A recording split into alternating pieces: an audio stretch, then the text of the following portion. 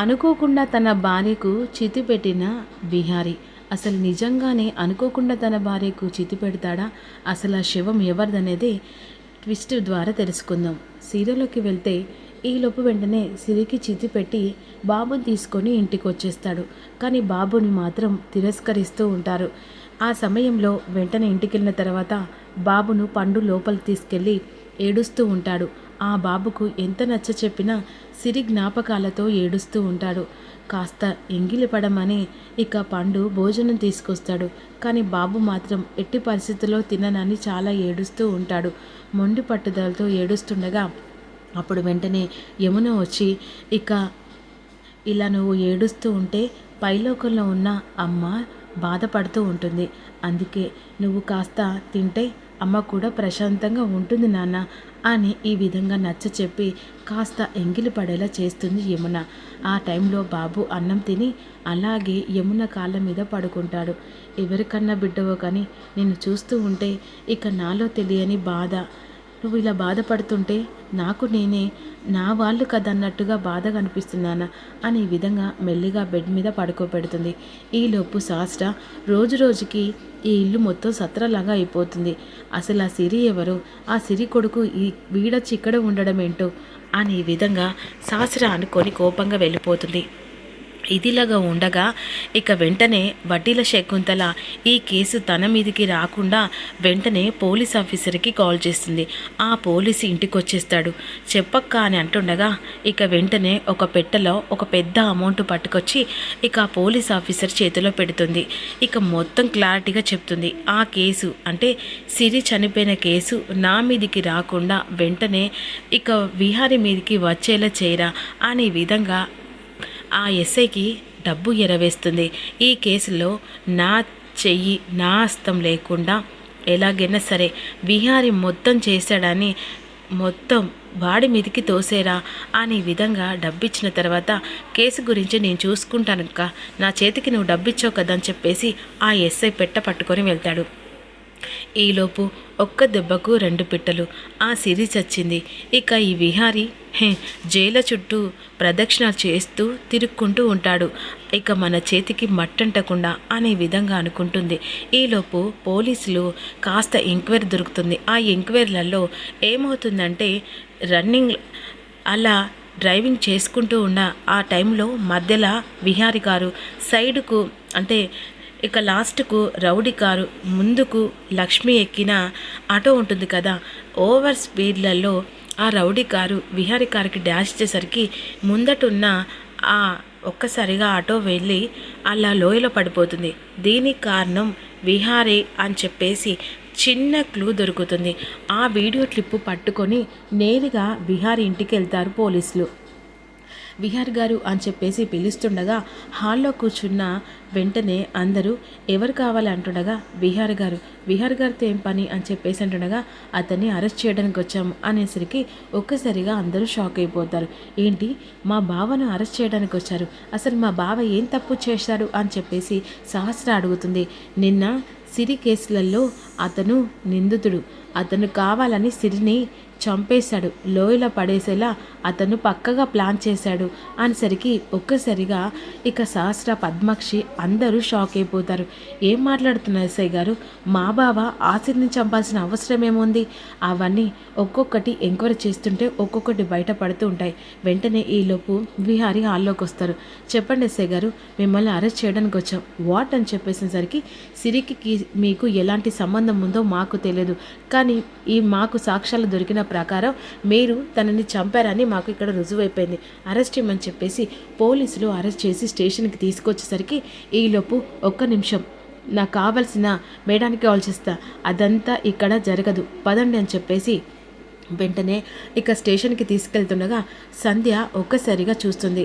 ఇక సంధ్య చూసి అదేంటి విహారీ గారిని అరెస్ట్ చేస్తున్నారు అని చెప్పేసి, ఏంటి ఎస్ఐ గారు విహారీ గారిని ఎందుకు అరెస్ట్ చేశారు?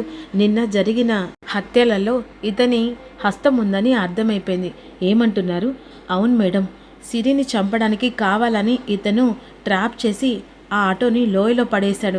మాకు సాక్ష్యాలతో పాటుగా ప్రూఫ్ ఉంది, అందుకే అరెస్ట్ చేస్తున్నామని చెప్పేసి లోపలికి తీసుకొస్తుండగా జేడీకేడికి వెంటనే సంధ్య ఇన్ఫర్మేషన్ చేస్తుంది. ఇక వెంటనే జేడీకేడి వచ్చేస్తారు.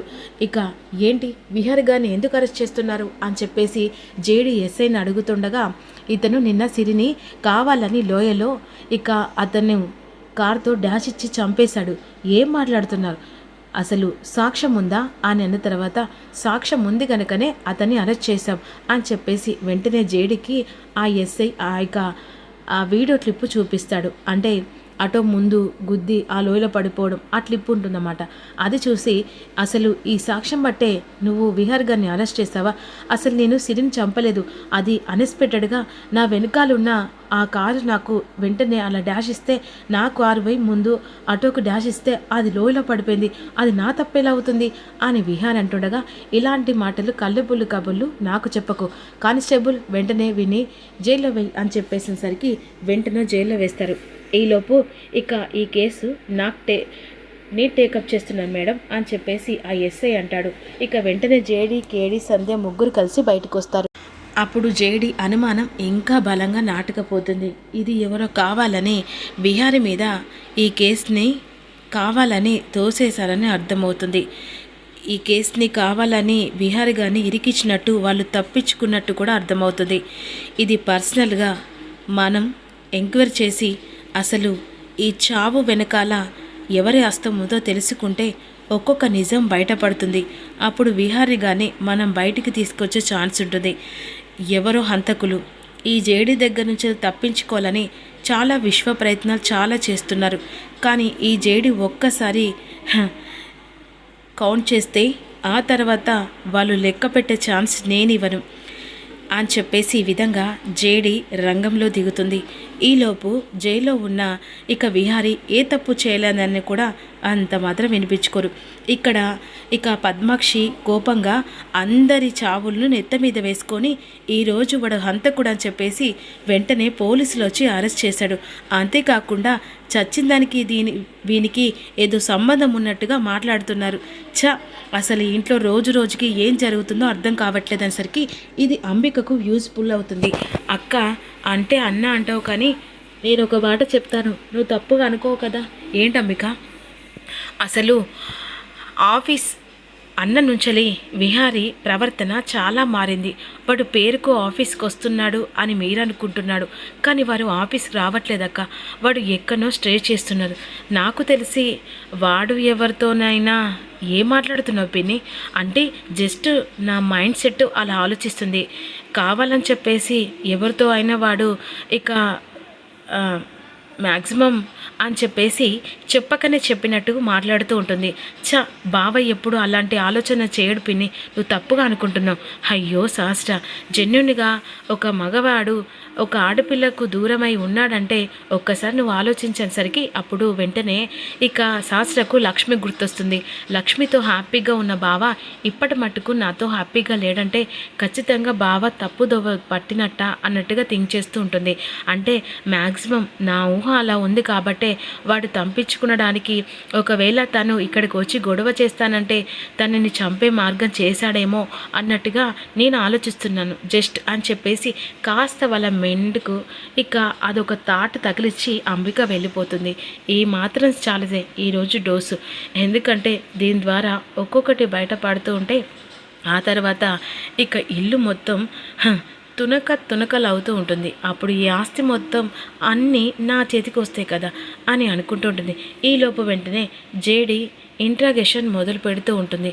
ఆ సమయంలో ఒక్కొక్కటి బయటపడుతూ ఉంటాయి.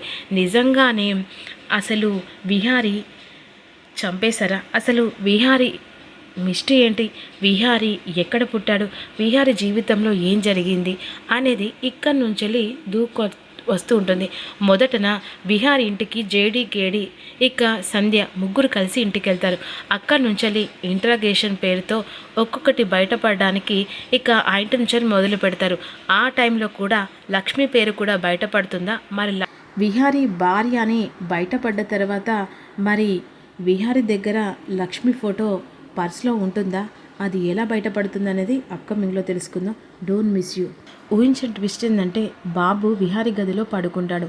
ఆ సమయంలో టేబుల్ దగ్గర విహారీ పర్సు ఉంటుందన్నమాట. ఆ పర్సులోనే లక్ష్మి ఫోటో ఉంటుంది. అదే సమయానికి అక్కడికి ఇక సిరి వస్తుంది. మరి సిరి విహారీ పర్సులో ఉన్న ఫోటో చూస్తుందా అనేది అప్కమింగ్లో తెలుసుకుందాం. Don't miss you. చిన్న లైక్ చేయండి.